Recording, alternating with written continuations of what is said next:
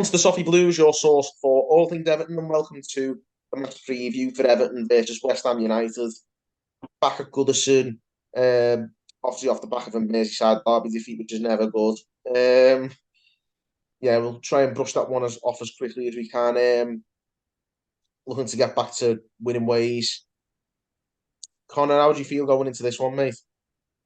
More confident than the derby, obviously. That goes without saying, doesn't it?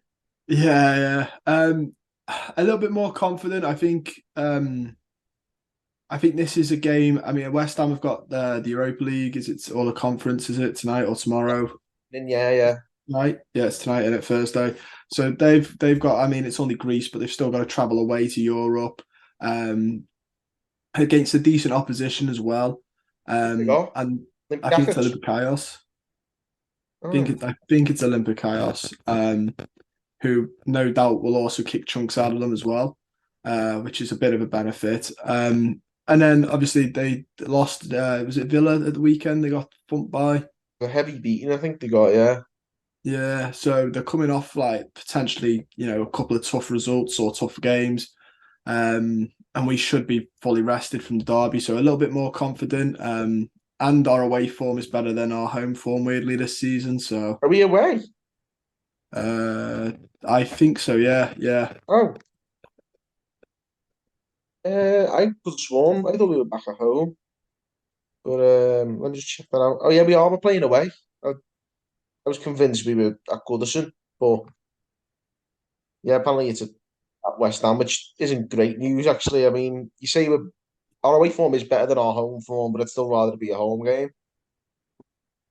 Yeah, London's a tough place for us to go, historically anyway, regardless. But I mean, I've just checked them and they lost 2-1 to Olympiacos. So they are on the back of two defeats, which fills me with a little bit more confidence. Yeah, I mean, one of them. We've just got to try and what's in front of us. Obviously, Liverpool is always one of the most. You'd argue it is the most difficult fixture for us because of just the baggage that comes with it. So I think anything after that's just a step up, at least in optimism. Uh, West Ham, like you say, they're quite hit and miss form wise, I think, aren't they? I think they've been doing quite well, but then tailed off a bit, like you say. It's going to be a difficult one. Obviously against David Moyes, who obviously we know how he plays, so he never makes his teams easy to beat. So we're up against it a little bit. Yeah, I think the fact we know him, and we know his teams are hard working, and this West Ham team are the same as well, makes it a little bit more aware of, well, people at the club who know David Moyes well. How he normally fares against Sean Dyche, I'm not too sure about. It should be an interesting battle between the two. At least, a lot of people say Sean Dyche potentially now could be our David Moyes, or when we hired him and stuff. People are making the comparisons, so it'd be interesting to see how the two combat each other. I think it remains to be seen if he's going to do that well. Like, but Mm. obviously, I think his hands are even more tied than Moyes' were, and that's saying something. Yeah, definitely. It's a tough time to be the head coach, isn't it? Absolutely, yeah. I mean, it's just one news article after the other at the moment. I mean, it's just don't know where my head can't keep up with it. To be honest, it's you just got to hope that it creates a bit of a siege mentality because the obviously the media's going all guns blazing after us at the moment. We've got to really try and fight back a little bit. I think. Yeah, it certainly seems like the saying, when it rains, it pours. But a win here would massively help, sort of change the narrative a little bit. Well, up until Tuesday when a new article will come out. But it'll also Exactly. get Yeah. points. It'll get points on the board, which are desperately needed. I think whatever the media says is sort of like will be brushed aside by the fans if the performance is good enough. The fans will sort of ride the high still from the result for the week. But if we, so for instance, to lose, and then it's already a bad week and a bad start, and then anything else that comes on top is just going to seem like doomsday. Exactly. Yeah. We just can't afford to make that narrative get any more negative than it already is. Yeah, and a win puts us like I think a win puts us into like potentially 14th. Obviously, Nottingham Forest and Brentford would have to lose. Um, but it only puts us like 3 points behind the likes of Chelsea. I think we'd go 2 points behind them. In 10th, the table's still quite close because we are only like 9 games in. So if we can get a couple of wins now, in the midst of these hard games, because I think this is our one of our tougher runs now, um, then it just separates us. If we can win one of the easier sort of games as well, it counts us out some of the tougher games because I'm sure we face is it like 5 of the top 6 coming up, something silly like that. It's a really tough run of form You always next. get one of them runs, like usually around this time of year. I find it's the run up to Christmas normally.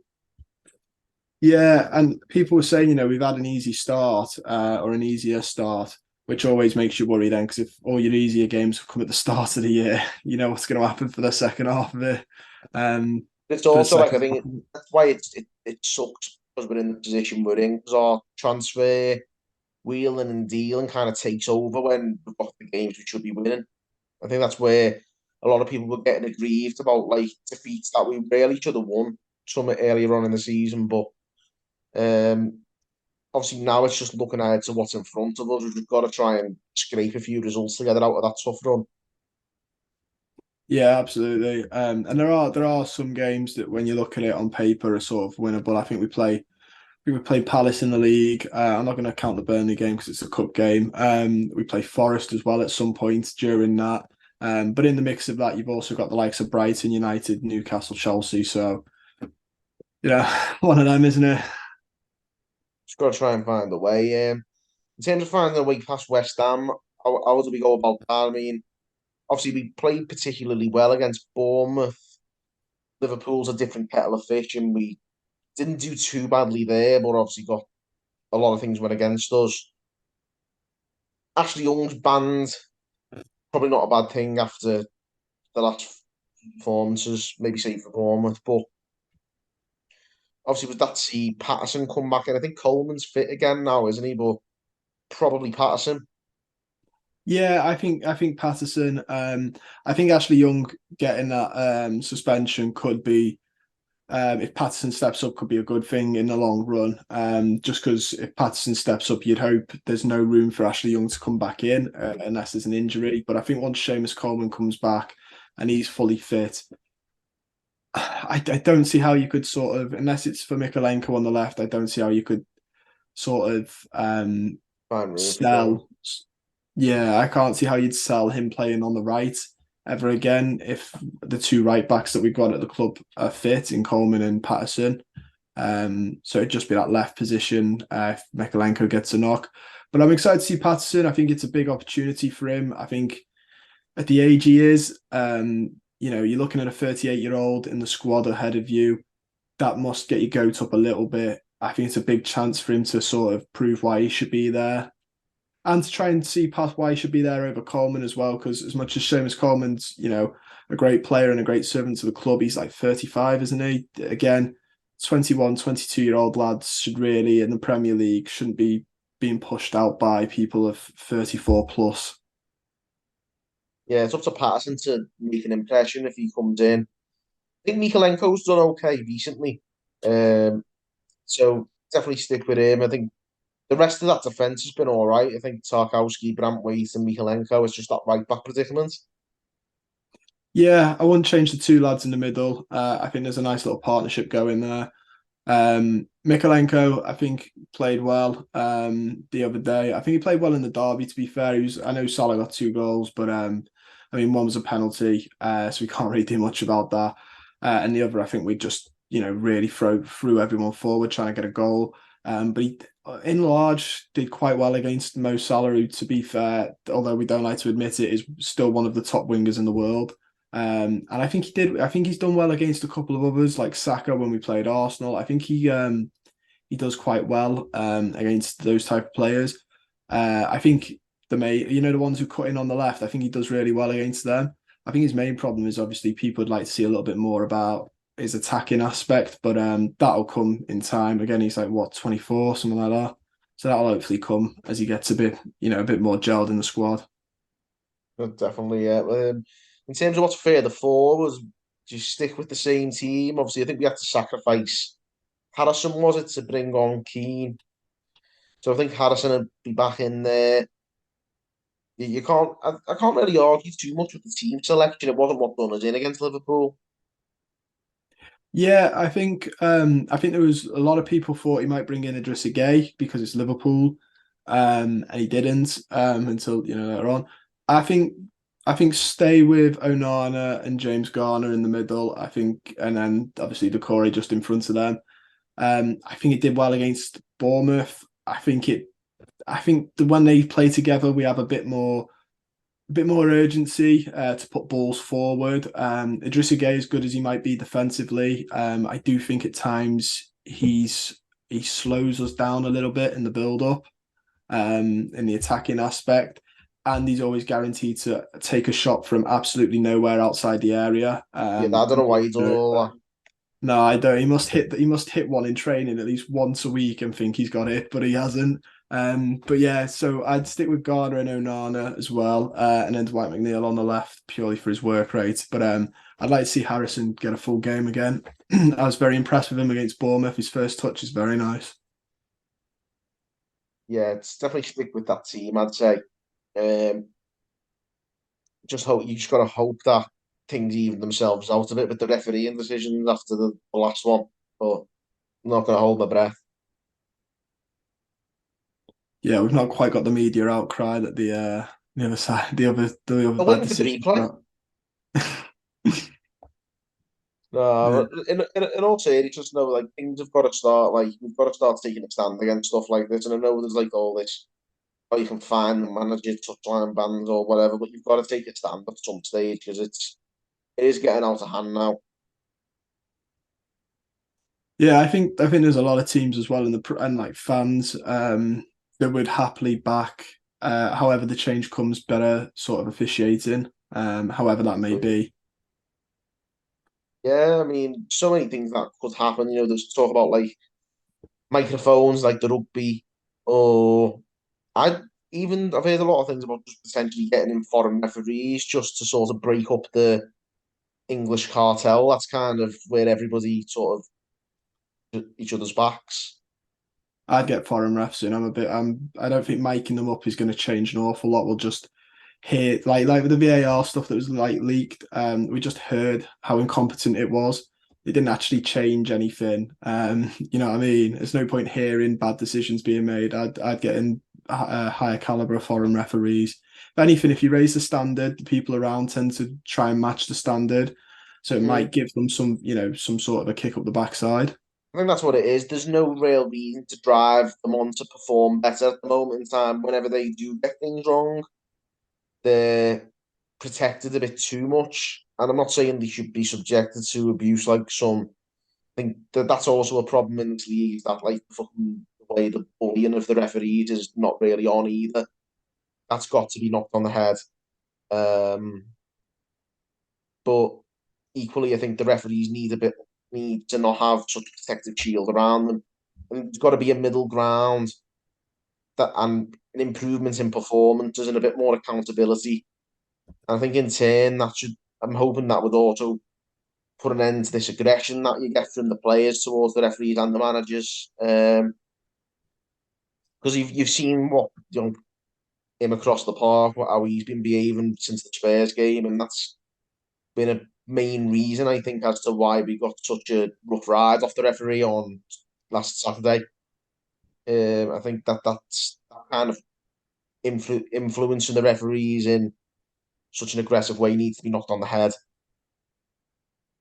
Yeah, I think just breaking up the band of boys that they've got at the minute would be a little bit like just break it up a little bit so it's not the same lads. Because they are all mates, obviously, and then there have been former referees coming out saying stuff like, that there was a decision, but he didn't want to give it because somebody got it wrong the week before. I can't remember if it was Dean or Clattenburg. Someone's come out and said it. I think it might have been Mike Dean saying that he didn't want to do it because somebody the week before made the mistake and he didn't want to jump on them even more. That's not how it works. If it's against the rules, it's against the rules. You can't be sort of dobbing things out because you made a mistake last week. So I think once you break up the Banda boys a little bit with some different referees, I think it'll be a little bit better. Yeah, there's got to be something done differently. But final thing just to focus on the game again is how do we find a way sort of through West Ham? Is it like obviously the Moyes known for his defensive rigidity? Uh, do we change approach compared to Bournemouth perhaps? Because I think we have to look at this more along the lines of Bournemouth than we do the Merseyside derby because of there's probably more onus on us to go and win. Um, I think try and be a little bit more. Obviously, these aren't Liverpool. They're a good team, but they're not Liverpool. Um, I try and be um, a little bit more aggressive against these. Like I said, they played some games in a week. They've obviously lost tonight against Olympiacos, lost last week. Their forms, the morale might be down a little bit. They might be a little bit tired. Just trying to sort of get in there quickly, use Calvert Lewin and his height advantage to upset the centre backs. And I think their main threat is Jarrod Bowen. If we can keep him quiet, it looks a little bit better. And try not to give away set pieces because Yeah, James they're good at Ward-Prowse. them. Yeah, now they've got James Ward-Prowse. Like that's all he was missing was a perfect set piece taker. Absolutely. And I mean, we've conceded a few from set pieces earlier on in the season, so I'm hoping we've tightened up a little bit on that. But best way to prevent that, I reckon, is just stop giving away silly fouls. We'll see. Fingers crossed we can get the game plan right. 'Cause it's always difficult. Moyes is quite a good tactician, I think, better than he's given credit for. So, hopefully we can, at least match his game plan and find a way to get a result. It'll be an interesting. I think both of them prefer this. I mean, 4-2-3-1 is David Moyes's. I know ours is basically a 4-2-3-1, but it falls flat, which David Moyes does as well. So it'll be interesting as the formations are quite similar. Just be a matter of who manages to take advantage. Um, but the thing that worries me about them is the pace out wide. Obviously, Bowen's not slow, but you've got Mohamed Kudus as well, who they play on the right, who's very, very quick. Um, and then Antonio's still got a bit of pace in him. But I'd say striker wise, I think Antonio's their main one, isn't he, at the minute? And then on the bench, I think is Danny Ings, who Things again is Skamaka still there? Is he or has he moved on? he went back to Italy. Yeah, Yeah, I think he went to Atalanta, but I'm not too sure on that. possibly. But yeah, with that in mind, then we'll finish up. What's your prediction for this one? Um, I'm a little bit more confident normally if we're going to lose. If I think we'll lose, I'd say a draw because I don't like to say we'll lose. But I actually am pretty confident here. I'm going to go 2-1 to us. Don't think we'll Really? keep a Yeah, clean sheet, but I think these are from the last run of form. I think these are there for the taking. They've not won in 3 games. yeah. I know what you mean by they're there for the taking, but I don't think we'll take it. I'm not. I think I actually believe it'll be a draw. And I'm going to go with 1-1. Which, to be fair, I mean, I'll away take at a West draw. Ham's probably not the worst result, not the best either. But I'll definitely take it if it ends up 1-1. I'll take that. Yeah, I'd take a 1-1. Yeah. We'll leave it at that anyway, guys. Thanks for tuning in and let us know your predictions. Of course, get your comments coming in. Give this video a like and subscribe for more content. And until next time, guys, thanks for tuning in on the Toffee Blues.